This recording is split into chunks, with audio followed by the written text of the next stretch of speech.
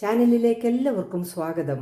വളരെ എളുപ്പത്തിൽ ഉണ്ടാക്കാവുന്നതും രാവിലത്തെ പലഹാരമായിട്ടും രാത്രിയിലെ ഡിന്നറായിട്ടും നമ്മുടെ വീടുകളിൽ രോഗികളായിട്ടുള്ളവർക്ക് പോലും കഴിക്കാൻ പറ്റുന്ന കേരളീയരുടെ എല്ലാ വീട്ടിലും അറിയപ്പെടുന്ന ഗോതമ്പട എങ്ങനെ തയ്യാറാക്കാമെന്ന് നമുക്കൊന്ന് നോക്കാം.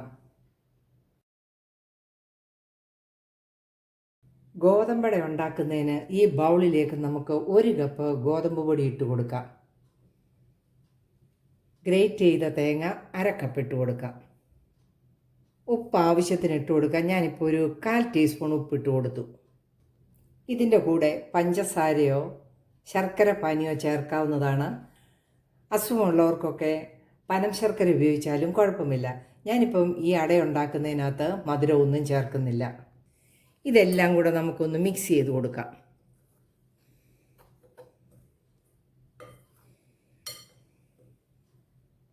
ഏകദേശം 1/2 കപ്പ് വെള്ളം എടുത്തിട്ടുണ്ട്. ഇത് ചെറിയ ചൂടുള്ള വെള്ളമാണ്. നമുക്ക് കുറേശ്ശെ ഒഴിച്ച് കൈ കൊണ്ട് ഈ മാവ് കുഴച്ചെടുക്കാം.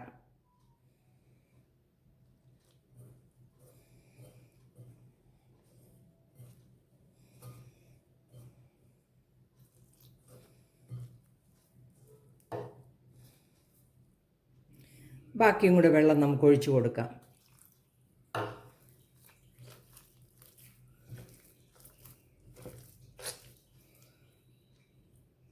ഏകദേശം 1/2 കപ്പ് വെള്ളവും ഒഴിച്ചു കൊടുത്തു.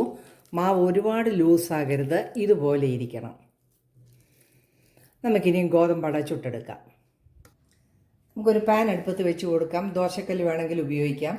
പാൻ ആണെങ്കിലും ഓയിലൊന്നും തടവേണ്ട. ദോശക്കല്ലാണെങ്കിൽ നമുക്ക് ഇച്ചിരി എണ്ണയൊക്കെ തടവി കൊടുത്ത് ചെറിയ ഫ്ലെയിമിൽ കല്ലൊന്ന് ചൂടാക്കുക. ഈ മാവ് ഇപ്പം 2 അടയ്ക്കുള്ളതുകൊണ്ട് നമുക്ക് നേർപകുതി എടുത്ത് 2 അട ചുട്ടെടുക്കാം. കല്ല് ചൂടായിട്ടുണ്ട്. നമുക്ക് വേറൊരു പാത്രത്തിൽ കുറച്ച് വെള്ളമെടുത്ത് അതിൽ കൈ മുക്കി വേണം നമ്മൾ മാവ് എടുക്കാനായിട്ട്. പാനിൽ വെച്ച് നല്ലതുപോലെ കനം കുറച്ച് പരത്തി കൊടുക്കാം. ഇടയ്ക്ക് വെള്ളത്തിൽ കൈ മുക്കി വേണം പരത്താൻ. ഒത്തിരി കട്ടിയാവുകയും ചെയ്യരുത്, അകം വേകാനുള്ളതാണ്. ആവശ്യത്തിനുള്ള കനത്തിൽ നമ്മൾ ആദ്യത്തെ അട പരത്തിയെടുത്തു. നമുക്കത് അടിവശം വേകാനായിട്ട് വെക്കാം. നമുക്ക് അടയൊന്ന് തിരിച്ചിട്ട് കൊടുക്കാം.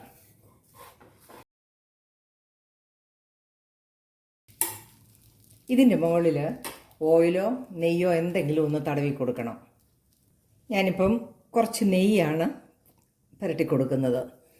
ഒത്തിരി വേണ്ട, എല്ലായിടത്തും ആകത്തക്ക വിധത്തിൽ നല്ലതുപോലെ ഒന്ന് സ്പ്രെഡ് ചെയ്ത് കൊടുക്കാം. നമുക്കിതൊന്ന് തിരിച്ചിട്ട് കൊടുക്കാം.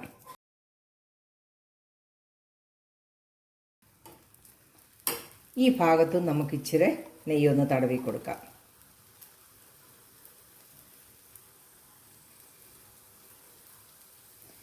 നല്ല പോലെ ഒന്ന് മൊരിഞ്ഞു വരുന്നത് വരെ നമുക്ക് ഈ അപ്പം അങ്ങോട്ടും ഇങ്ങോട്ടും ഒക്കെ ഒന്ന് തിരിച്ചിട്ട് കൊടുക്കണം.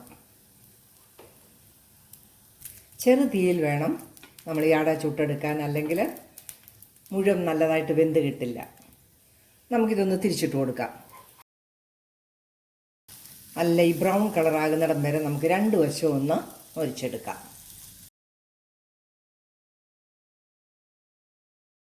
അട ഇപ്പം നല്ലതായിട്ട് മൊരിഞ്ഞ് വന്നിട്ടുണ്ട്. നമുക്ക് ആദ്യത്തേതെടുക്കാം.